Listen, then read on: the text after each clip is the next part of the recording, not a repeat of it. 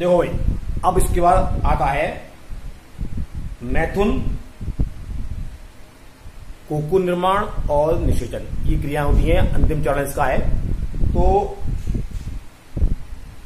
इसका जो जीवन चक्र आप पढ़ रहे हैं, तो सबसे पहले आपने जैसे पढ़ा था नर और मादा जननांगों के बारे में, वो आपने बात पढ़ ली। अब इसके बाद उनका क्या क्रिया होती है उनमें, ये देखिए, केचुआ द्विलिंगी होता है, परंतु इसमें होता है पर निषेचन।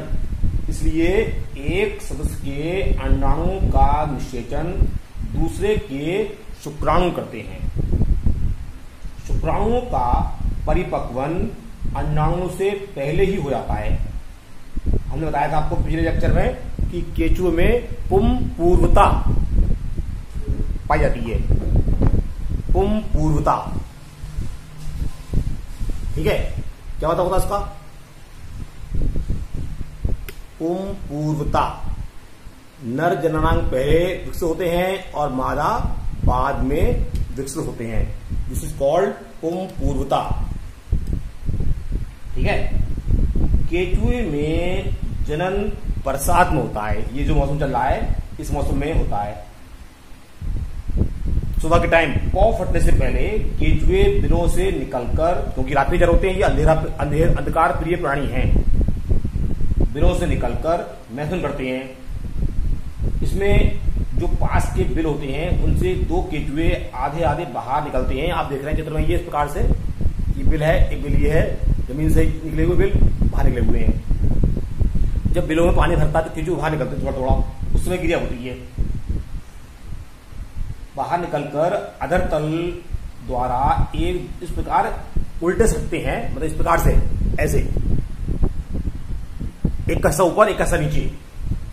ठीक है, मतलब जैसे हम लोग होली मिलते हैं वैसे समझ लीजिए आप।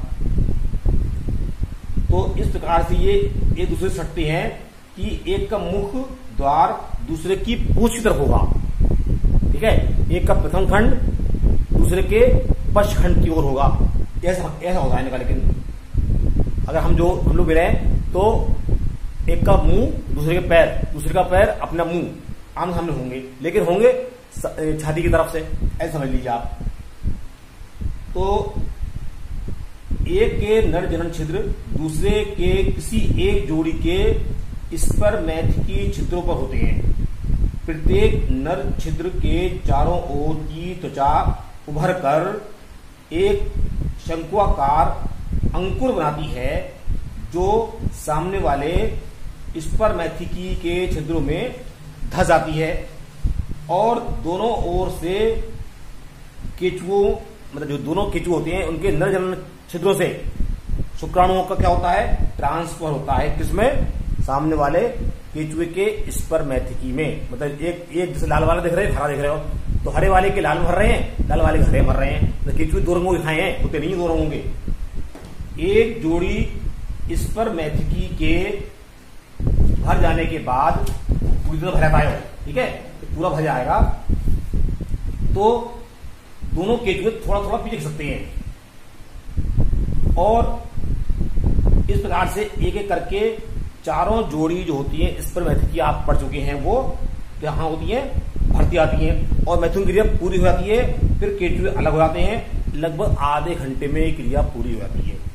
इसकी मैथुन क्रिया, इसमें शुक्राणुओं का स्पर्मैथिकी में भरने की क्रिया होती है। स्पर्मैथिकी में शुक्राणु इनके जो डायवर्टिक होता है, छोटा वाला भाग, उसमें भरते हैं, और एम्पुला जो होता है, बड़ा वाला भाग, उसमें इनका क्या होता है, पोषण होता है।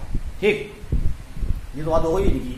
अब कोकून निर्माण वो देखा हुआ है, ये देख रहे हैं आप, कोकून निर्माण और निषेचन। ध्यान से देखो, यहां से सूर्य क्रिया वाली कोकून निर्माण कीजिए। मैथुन के बाद अंड निक्षेपण और निषेचन की क्रियाएं होती हैं। दोनों क्रियाएं एक थैली नुमा कोकून में होती हैं।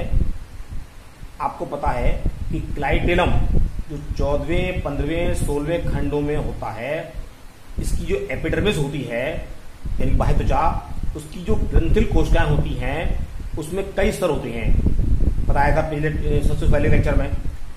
एपिडर्मिस मोटी होकर क्लाइटेलम जैसे बना लेती है, जनन काल में इसकी सेल्स एक लसदार द्रव का स्रावण करती हैं जो चारों ओर इसके जमा हो जाता है और हवा के संपर्क में आने पर सूख जाता है। जैसे मान लीजिए तुम्हारे शरीर पर मैल जमा हो जाए और मैल सूख करके जब सिकुड़ेगा तो शरीर पर दबाव पड़ेगा, समझ लो।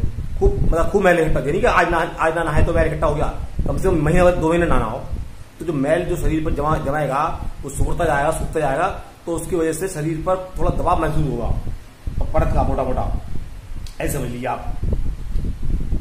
इसी रचना को कहते हैं कोकून। इसके सिकुड़ने से अंडवाहिनियों पर दबाव पड़ता है, क्योंकि अंडवाहिनी वही तो होती है चौथे खंड में।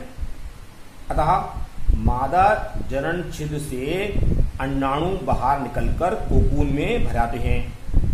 कोकून का निर्माण करने वाली ग्रंथियां केवल क्लाइटेलम वाले भाग में होती हैं, ठीक है। कोकून बन जाने के बाद केचुआ पीछे की ओर खिसककर अपने, जैसे देख रहा हो चित्र में, ये देख रहा हो, ये पीछे खिसक रहा है, अपने अग्र भाग की ओर धीरे धीरे से इसमें से निकलता है।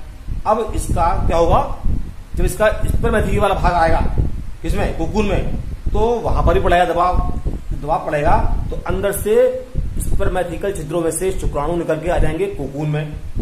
अब कोकून में शुक्राणु और अंडाणु दोनों मिल गए, ठीक है। जब शरीर और अधिक और मैं कहना चाहिए अगला भाग जो है कोकून से होकर निकलता है तो एल्ब्यूमिन कोकून में भर जाता है। अब क्या होता है, केचुए का पूरा शरीर अलग हो गया कोकून में से और नम मिट्टी में जो कोकून होता है वो रह जाता है, मिट्टी में होता ही रहता है। ये कोकून की दीवार लचीली होती है और केचुए के शरीर से अलग होते ही दीवार सिकुड़कर दोनों छिद्रों से बंद हो जाती है। देखो ये वाला ऐसे बंद हो जाती है, इस प्रकार से ये कोकून है असली, ऐसा दिखाई देता है। ये हल्का सा पीला सा होता है, मतलब बटवेला होता है, 2 से 2.5 मिलीमीटर व्यास का होता है। इसमें निषेचन और भ्रूणी विकास होता है। एक कोकून में एक ही भ्रूण का विकास होता है। अन्य अंडाणु और शुक्राणु नष्ट हो जाते हैं, जो जहां तक माना जाता है कि विकासशील भ्रूण के पोषण में इस्तेमाल हो जाते हैं, ठीक है। केचुए के मतलब कहना चाहिए जो होता है प्रमस्तिष्क सेरेब्रल गैंग्लिया, उसमें कुछ हार्मोन्स निकलते हैं जो इन सब कामों के लिए उत्तरदायी होते हैं, ठीक है।